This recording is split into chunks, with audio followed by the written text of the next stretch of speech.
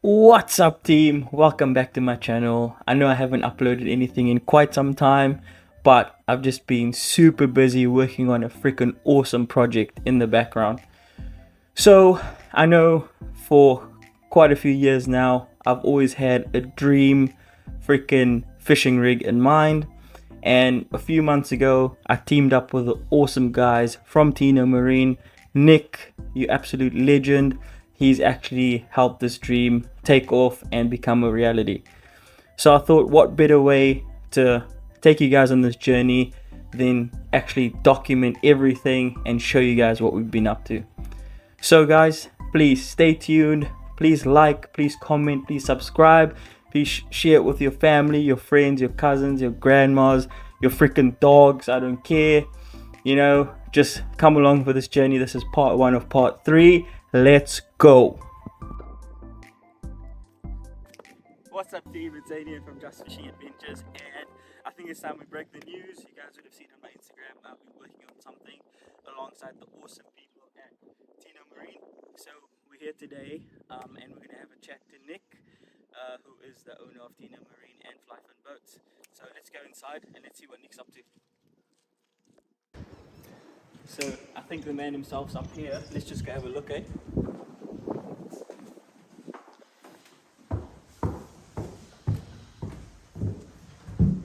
This is where you find the magic.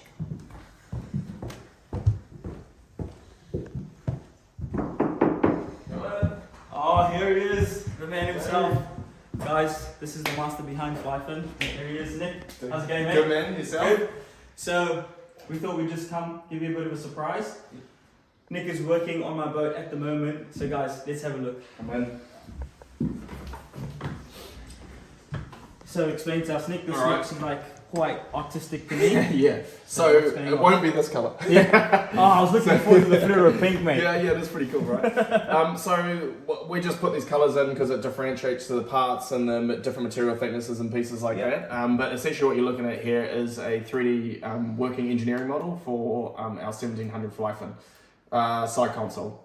Yours has got some custom touches to it. Yep. Which includes actually our pretty unique raised casting deck at the front. This pinky purple piece in the front is the hatch, which will be able to lift up, and it's going to provide storage below. Oh, so you get that's going to hinge up like that, and you're going to have storage in there. Because that seems to be the problem on small boats is storage. Always. You know? So small boats, particularly small open boats, is storage. Awesome. Side consoles and center consoles seem to be the hardest to get storage into. 100%. But what we've done here is we've lifted this up and off our standard one, and then we've got storage in there, and we've got gutters that will spill the water over the side and things. Beautiful. What we've also done is taken what is essentially our 1700 center console, and we've slid it over to the side. We've shrunk it down ever so slightly, and that's given us a much bigger dash console. Essentially dash space for more electronics, a bit more shelter and things like that. A little bit higher so you can hang on to it. But it's just basically a bigger helm station. Awesome.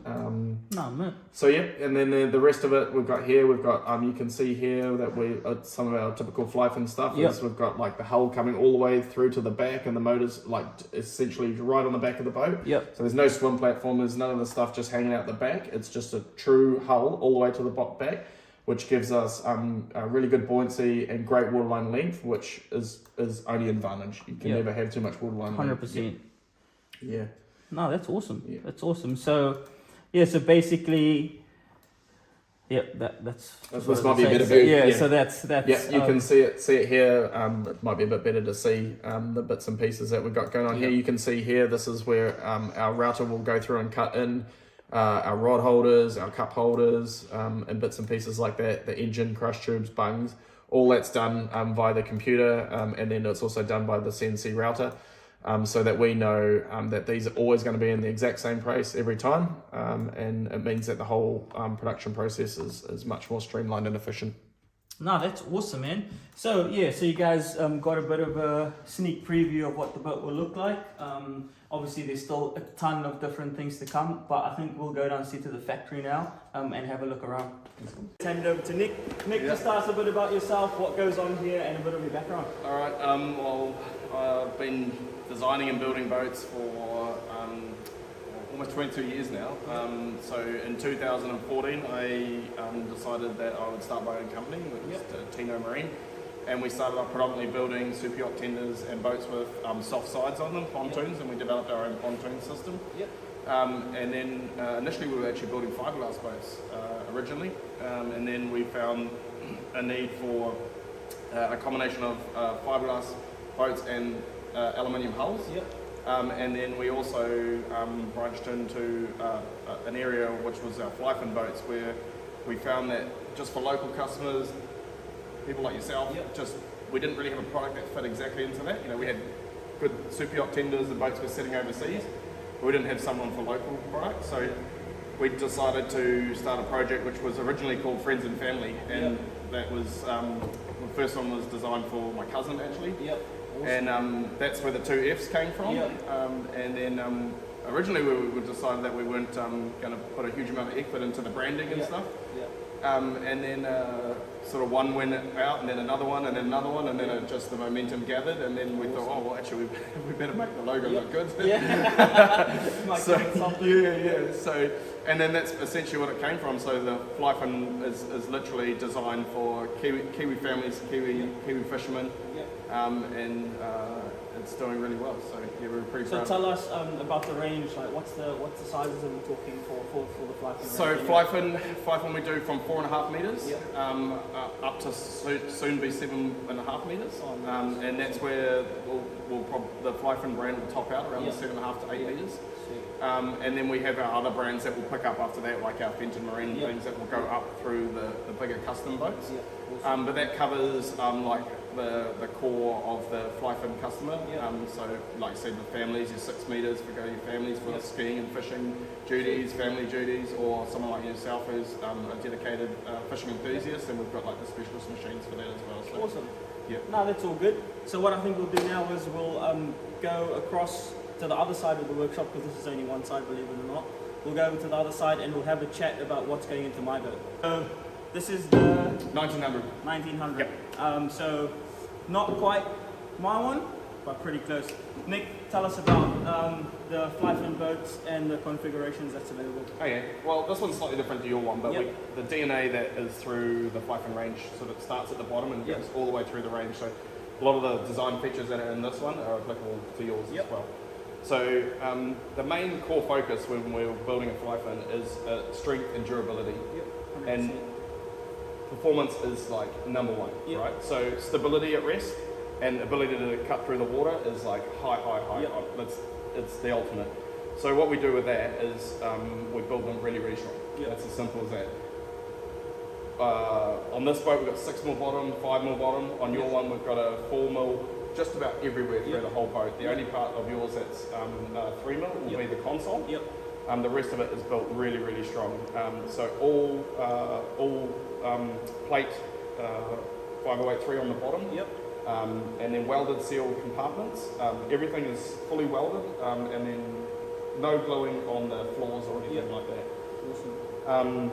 High gunnels, wide gunnels, high gunnels, and deep with a big radius bend on it on the side there. So when you're leaning against it, you've got plenty to lean against. When you're sitting on it, also. And that's what you want for those Yeah, exactly. You want to be able to put your thighs into the gunnel, but you also need toe kick space. 100%. A lot of boats don't have toe kick space there, and that's what I really like about these, because I can actually put my toes right up against the gunnel. You know, not having any angle or anything crunching my toes. Or exactly. Like that. So and the way we achieve that is by taking the floors all the way to the hull side. So there's no step there that you're going to trip on or do anything like that. And even on the 1700, where a lot of other boats in the same class would have a lowered floor and a short gunnel, we have a flat floor that goes all the way to the side, and then we have a high gunnel on top of that, which means that you can stand right to the edge of the side. And you mentioned that there's buoyancy chambers inside the boat. Yep. So seal buoyancy chambers on the floors, and depending on which model it is, it depends on which on how many and where they are located. But yeah, they're all pressure tested in house. So we fully weld them, then we put them under pressure. And then we make sure that it doesn't drop pressure over 24 hours, and then we know that that buoyancy compartment's completely secure. Oh, awesome. And we also run those buoyancy compartments right to the back of the boat, so that does two things. It gives us lots of buoyancy in the back. So when you've got two big blokes in the back fishing or whatever you're going to do there, then the boat's not diving into the water and you're not losing that swim platform or that freeboard. But it also means long all line length too, so that means that your performance is better with through the water. And then what's our beam width? On your one, it's just under 2.2 meters. This one's a little bit bigger than that, but that's like a really beamy boat for its length as well. Which is what makes them pretty popular, is that you've got that space and size for its waterline length. So guys, this is the 1900 center console. To let you guys know, I am getting a 1700 side console. The reason for that being, we're just dedicated fishermen. You know, it's myself and my wife. I don't have any kids. I have nothing to worry about in terms of having a weird roof on my boat or anything. So we're just dedicated fishermen, soft baiting, stick baiting, slow pitch jigging. That's all we do. And a side console configuration with a casting platform is just everything we need in terms of fishing capability. And with the boat being that wide, we'll be able to fish 4 guys on there easy as, no problems. So yeah, we'll get Nick to talk about what's going into my boat and the setup that we're looking at as well. So as Zane just said, that for his type of fishing casting, didn't want anything up high that's going to hinder his fishing there. So what we've actually done is we've taken what is our standard casting deck, which is usually about 180 to 200 above the main cockpit sole, and we've raised that up even higher, and we've put storage underneath there, so that means that he's got a big casting deck, but with a lift up hatch in it, so you're going to have plenty of storage on it. Awesome. And then we also took what is essentially our center console, and we moved it over to the side and developed it into an extra large side console. So it's got a big dashboard, big space for electronics. And plenty of protection from the little windscreen, but not sacrificing your main goal, which was just to have a big open boat. So I think that's a thing that made me contact Nick and actually get this whole project underway. The fact that all the FlyFin boats are so customizable. There's hardly any restrictions. Nick is a wizard when it comes to the CAD design, and setting things up the way we want. I know it was probably a bit frustrating for Nick, dealing back and forth, because I'm like, oh bro, can we do this? Oh bro, can we do that? Because because the thing is, every fisherman has a unique idea in mind, right? And not any company can make that a reality without you having to literally blow your pockets through the roof. So that's what makes FlyFin so awesome. We're able to tweak a lot of things that people wouldn't really think about, that actually makes it so much better for us. I don't want to give away too much information, because obviously we want it to be a bit of a surprise once the boat's actually done. So yeah, what we'll do next is we'll go have a look at the trailer, and then we'll have a further chat from there. So let's go. Okay, so let's go have a look at Nick's custom FlyFin trailers. Right, so Zane, this is one of our new 1900 custom trailer that we're doing. So we're pretty proud of this. It's this specific one is one of the only fully aluminium multi-roller trailers that we know of in New Zealand. So all the wobble roller assembly is fully aluminium as well. So the only parts, all in-house? Yep, all in-house. Yeah. The only parts that steel on this is your springs and your axles and your hitch at the front. Everything else is aluminium. So we put a lot of work in it to get the boat nice and low as well. A lot of problem with these aluminium trailers is that the section has to be so big to get the streak powder over steel that the boat ends up sending them too high. And then people who like beach launching like yourself or like lakes or things like that with a shallow ramp, they struggle with launching. So the goal with this was to get a really good looking trailer where the boat's it's nice and low, but it works like a proper multi-roller trailer. So, and we've done that by fabricating all these cross members in-house. Yep. So they have a really deep V in them, and then a structural walkboard through the middle, so they actually provide structural strength to it. And then we put our wobble roller assembly on it, and we actually find that these sit as low, if not lower, than what we can get on a steel trailer as well. That's epic. Yeah. And obviously you have the advantage of it being much lighter. Yep, right? Yep. So definitely lighter. We build them just super strong. So this is all this one's made out of 5mm 5083. Yep. There's a little bit of thinner stuff on the guards, but the main body of the trailer is super strong.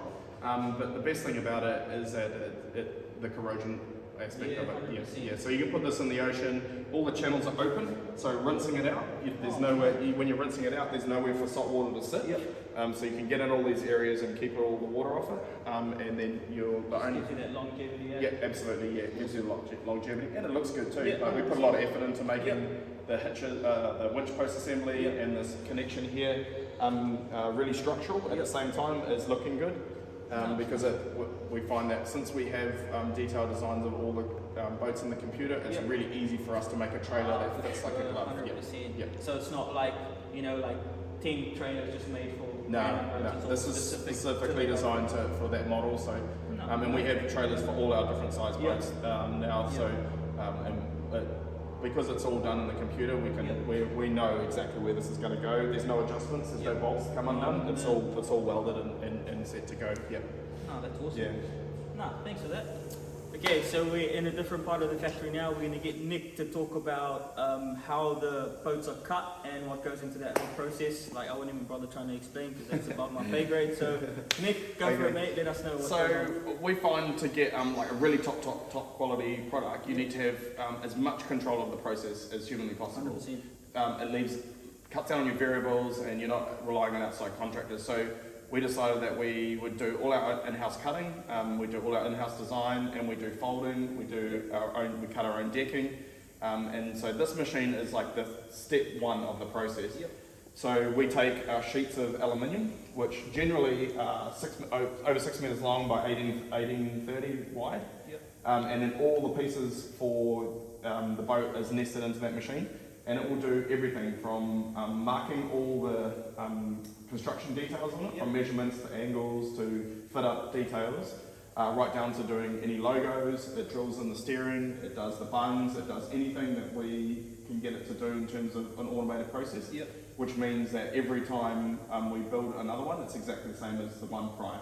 So, less room for error. Less room for error. So if you come to me in the future and you're like, oh, Nick, I need a new ladder or something, we have exactly the same ladder that can go straight on, and it's just sorted like that. So it just makes for an overall a better product. And the fit up is super precise. The better you can get the fit up of the aluminium when you're joining the two parts together, the better the boys can do the weld, and the better the weld is, the better it looks, the better and the stronger it is. So basically, like looking at the size of the sheet, would every single FlyFin boat get cut on here? Yes, every single FlyFin boat, everything we build in-house. So the only process we don't do in-house is paint and upholstery. Everything else is done here. So in this situation, on this sheet right now, you actually have your console, some bits and pieces on there, your casting decks up the front there. I'm just trying to remember what else is in there. Parts of a baitwater on there. And so all those pieces will come off there once it's done. You'd never say it. To me, it just looks like a whole lot of lines. And then once it comes off there, it will go into our press. It's a 125-ton press, and we will fold all the components there. And we've got different tooling as well for different jobs. So at present, there's like what they call a knife, which is like a really sharp fold. But to get that nice radius that we spoke about on the gunnel, we put a round bar in there. And that does like a 20mm radius or a 12.5mm radius, and so we can change that depending on what part we're making at any one time. And all of that information is written on that sheet. So the boys pick up the part, they put in there, they can put into the computer what angle it is and what part it is, and that will fold it how we want it to fold it. Is there any point in having any staff? No, they're good. They do an awesome job, man. They've got such a talented team of guys that put these things together, and these things just make their job easier, basically. That's what you want. That's what you want. more efficiency that way, right? Yeah, absolutely. Nah, awesome. Nah, thanks guys. I think that's probably it for now in terms of the boat build. I just want to thank Nick and the team for their time, and you know, all the boys working on the boat. It's going to be absolutely epic. We're definitely going to keep you guys posted. This is only episode 1. This is basically the big reveal. There's honestly, there's so much cool shit coming. You have no idea. So yeah, once again, Nick, thank you so much for your time, man. Pleasure. Really appreciate it. And yeah, if you guys have any sort of questions, queries, I'll link all Nick's details below, and you guys can just have a look, reach out, you know, just spin some yarns and just get some knowledge from this awesome guy. Thanks a lot. Cheers.